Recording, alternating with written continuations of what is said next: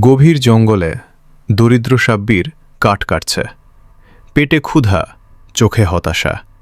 জীবনটা তার শুধু কষ্টেই ভরা। হঠাৎ তার চোখে পড়ে এক রহস্যময় পুরনো কলসি।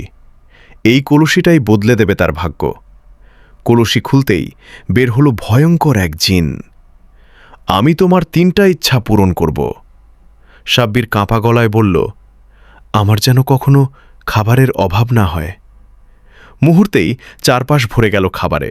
তারপর সে বলল, আমার একটা সুন্দর ঘর চাই। চোখের সামনে তৈরি হলো বড় বাড়ি। 3য় ইচ্ছার আগে সাব্বির থেমে গেল। সে কি শুধু নিজের কথা ভাববে? না, সে বলল, আমার গ্রামের সব গরিব মানুষ ভালো থাকুক। হঠাৎ পুরো গ্রাম বদলে গেল। জিন হেসে বলল, তুমি আসল ধনী। যে অন্যের জন্য ভাবে সেই সত্যিকারের বড় মানুষ।